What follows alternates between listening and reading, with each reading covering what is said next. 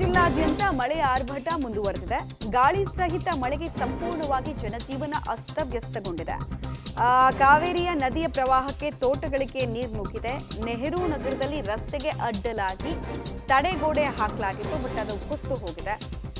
ಕೈಕೇರಿಯಲ್ಲಿ ಭಾರಿ ಗಾತ್ರದ ಮರ ಕೂಡ ಧರಾಶಾಹಿಯಾಗಿದೆ. ಸಂಚಾರ ಬಂದ್ ಆಗಿದೆ. ಮಳೆಗಾಲದಲ್ಲಿ ಕೊಡಗು ಇಂಥ ಪರಿಸ್ಥಿತಿಗಳನ್ನು ನೋಡೋದು ಇದೇ ಮೊದಲಲ್ಲ, ಬಟ್ ಈಗ ಕೊಂಚ ಮುಂಚೆನೇ ಇಂಥ ಪರಿಸ್ಥಿತಿಗಳನ್ನು ನೋಡ್ತಾ ಇದ್ದನ್ನು ತಿಳಿದು ಬರ್ತಾ ಇದೆ. ಕಾವೇರಿ ನದಿ, ಕಾವೇರಿಯ ಉಗಮ ಸ್ಥಾನ ಕೂಡ ಭಾಗಮಂಡಲ. ಸೊ ಈ ಭಾಗದಲ್ಲಿ ಪ್ರವಾಹ ಏರ್ಪಟ್ಟಿದೆ ನದಿ ತೀರದ ಗ್ರಾಮಗಳಲ್ಲಿ ಅನ್ನೋದು ಗೊತ್ತಾಗ್ತಾ ಇದೆ. ನೆಹರು ನಗರದ ರಸ್ತೆಗೆ ಅಡ್ಡಲಾಗಿ ತಡೆಗೋಡೆ ಕುಸಿದಿದೆ, ಹೀಗಾಗಿ ಸಂಚಾರ ಸಾಧ್ಯ ಆಗ್ತಾ ಇಲ್ಲ. ಇನ್ನು ಮರಗಳು ಧರಾಶಾಹಿ ಆಗೋದು ಕಂಡು ಬರ್ತಾ ಇದೆ. എന്താ പറയുക, വിനായക നഗരം മൊത്തം, ശാന്തിനഗരം മൊത്തം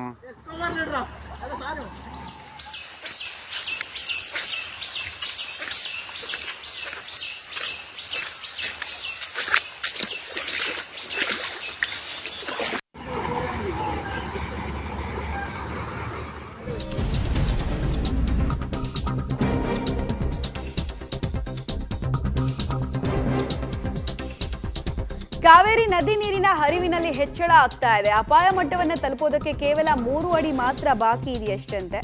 ಅಂಗನವಾಡಿ ಕೇಂದ್ರಗಳಿಗೆ ಇವತ್ತು ಮತ್ತು ನಾಳೆ ರಜೆಯನ್ನ ಘೋಷಿಸಲಾಗಿದೆ. ನದಿ ಪಾತ್ರಕ್ಕೆ ತೆರಳದಂತೆ ಜನರಿಗೆ ಜಿಲ್ಲಾಡಳಿತ ಸೂಚನೆಯನ್ನು ಕೂಡ ಕೊಟ್ಟಿದೆ ಅನ್ನೋದರ ಡೀಟೇಲ್ಸ್ ಲಭ್ಯ ಆಗ್ತಾ ಇದೆ. ಕಾವೇರಿ ಕ್ಯಾಚ್ಮೆಂಟ್ ಏರಿಯಾದಲ್ಲಿ ವಿಪರೀತವಾಗಿ ಮಳೆ ಆಗ್ತಾ ಇದೆ. ಸೊ ನದಿ ನೀರಿನ ಪ್ರಮಾಣ ಸಹಜವಾಗಿ ಹೆಚ್ಚಳಗೊಂಡಿದೆ.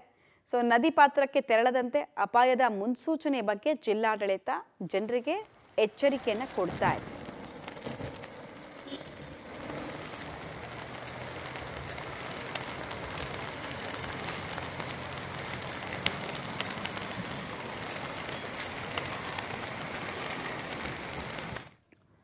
ಡೀಟೇಲ್ಸ್ ಕೊಡ್ತಾರೆ ಮಲ್ಲಿಕಾರ್ಜುನ್, ಕೊಡಗು ಭಾಗದಲ್ಲಿ ಪರಿಸ್ಥಿತಿ ಹೇಗಿದೆ ಅಂತ ಡೀಟೇಲ್ಸ್ ಕೊಡೋದಾದ್ರೆ.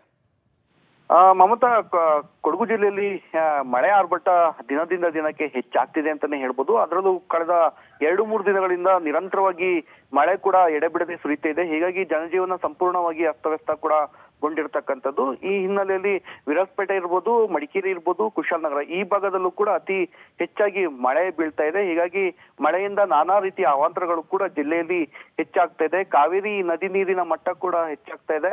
ಅದರಲ್ಲೂ ಕೂಡ ಆ ಕೊಡಗಿನ ಏಕೈಕ ಜಲಾಶಯ ಹಾರಂಗಿ ಜಲಾಶಯ ಕೂಡ ಕಳೆದ ರಾತ್ರಿಯಿಂದ 2900ಕ್ಕೂ ಹೆಚ್ಚು ಕ್ಯೂಸೆಕ್ಸ್ ನೀರು ಒಳಹರಿವು ಕೂಡ ಬರ್ತಾ ಇರ್ತಕ್ಕಂಥದ್ದು.